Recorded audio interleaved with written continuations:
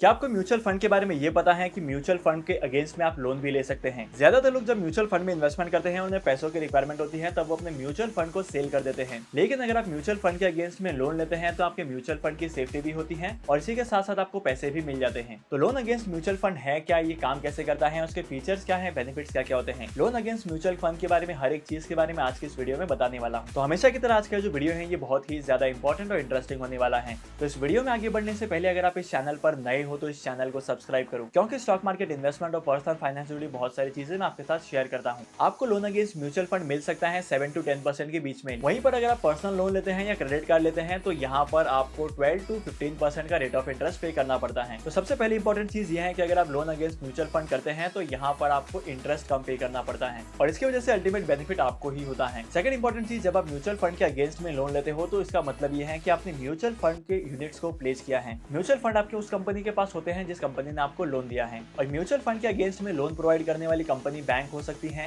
Non banking financial company हो सकती है और इसी के साथ साथ कोई फाइनेंशियल इंस्टीट्यूशन भी हो सकता है। आपने म्यूचुअल फंड के यूनिट को प्लेस कर दिया है, इसका मतलब यह है कि आपके पास राइट्स नहीं है उन म्यूचुअल फंड के यूनिट को सेल करने का। जब तक कि आप अपने लोन के अमाउंट को क्लियर नहीं करते, आपके यूनिट आपके पास नहीं आते, आप इन यूनिट्स को बेच नहीं पाएंगे। इस चीज का फायदा क्या होगा पता है?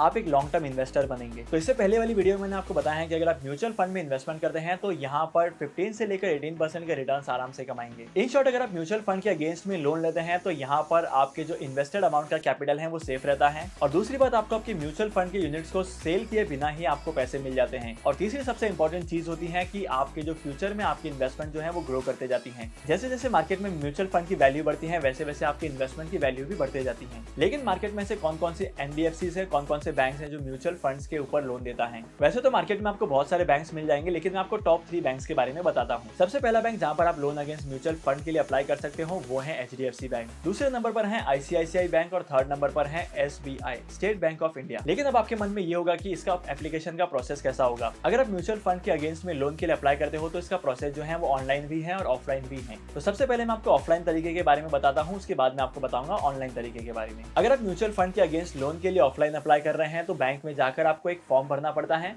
और इस फॉर्म के साथ में आपके जितने भी डीमैट अकाउंट की डिटेल्स हैं, जितने भी आपके पोर्टफोलियो में शेयर्स है, उसकी डिटेल्स आपको देनी पड़ती हैं। और आपके पास टोटल कितने शेयर्स है ये पता करने के लिए आप सीडीएसएल की वेबसाइट पर जा सकते हैं और एनएसडीएल की वेबसाइट पर जा सकते हैं। यहाँ पर अगर आप लॉगिन करते हैं तो आपको पूरा डेटा मिल जाएगा कि आपकी टोटल शेयर होल्डिंग कितनी है। अगर आप म्यूचुअल फंड में इन्वेस्टमेंट करने के लिए अलग अलग प्लेटफॉर्म का इस्तेमाल करते हैं तो ऐसे सिचुएशन में आप सीडीएसएल और एनएसडीएल की वेबसाइट पर से डेटा कलेक्ट कर सकते हैं। सेकंड चीज, अगर आपको ऑनलाइन अप्लाई करना है लोन अगेंस्ट म्यूचुअल फंड के लिए, अगर आप लोन अगेंस्ट म्यूचुअल फंड के लिए अप्लाई करना चाहते हैं तो सबसे आसान तरीका मैं आपको बताता हूँ। आपको गूगल पर जाना है और वहां पर लिखना है loan against mutual fund, HDFC bank, ICICI bank, SBI bank. जिस बैंक में भी आपका अकाउंट है और जिस बैंक में भी आप अप्लाई करना चाहते हैं उस बैंक का नाम लिख दीजिए। तो यहाँ पर आपके सामने पहली या दूसरी लिंक होगी जिसके ऊपर आपको क्लिक करके अप्लाई करना है। अगर आप बैंक के कस्टमर हो तो आपको कस्टमर आईडी डालनी है, आपका कॉन्टैक्ट नंबर डालना है, उसके बाद में आपको लॉग इन करना है नेट बैंकिंग से। और जैसे ही आप यहाँ पर लॉग इन करते हैं तो उसके बाद आप अप्लाई कर सकते हैं लोन अगेंस्ट म्यूचुअल फंड के लिए। और ऑनलाइन प्रोसेस है तो यहाँ पर आपका जो डेटा है वो भी ऑनलाइन कैप्चर किया जाएगा। तो यहाँ पर आपको सीडीएसएल और एनएसडीएल की तरफ से आने वाला ओटीपी भी एंटर करना पड़ेगा। जैसे ही आप इस प्रोसेस को फॉलो करते हैं आपका जो लोन है वो सैंक्शन हो जाता है और आपके म्यूचुअल फंड के यूनिट को फ्रीज कर दिया जाता है। लेकिन जब भी आप म्यूचुअल फंड के अगेंस्ट में लोन लेने जाएंगे तो आपको इस बात का ध्यान रखना है कि आपके जितने भी म्यूचुअल फंड्स हैं इन सारे के सारे म्यूचुअल फंड्स पर आपको लोन नहीं मिलेगा। मार्केट में जितने भी बैंक है सबके अपने अपने रूल्स एंड रेगुलेशन है, सबके अपने अपने बेसिक क्राइटेरिया है। इनके हिसाब से लोग शॉर्ट करते हैं कि कौन से म्यूचुअल फंड पर लोन देना है और कौन से म्यूचुअल फंड पर लोन नहीं देना है। तो म्यूचुअल फंड के अगेंस्ट में लोन लेने से पहले आपको चेक करना है कि आपने म्यूचुअल फंड के कौन कौन से यूनिट्स को होल्ड किया है और इसी के साथ साथ आपको ये भी चेक करना है कि आप जिस बैंक में अप्लाई कर रहे हैं, जिस फाइनेंशियल इंस्टीट्यूशन में अप्लाई कर रहे हैं,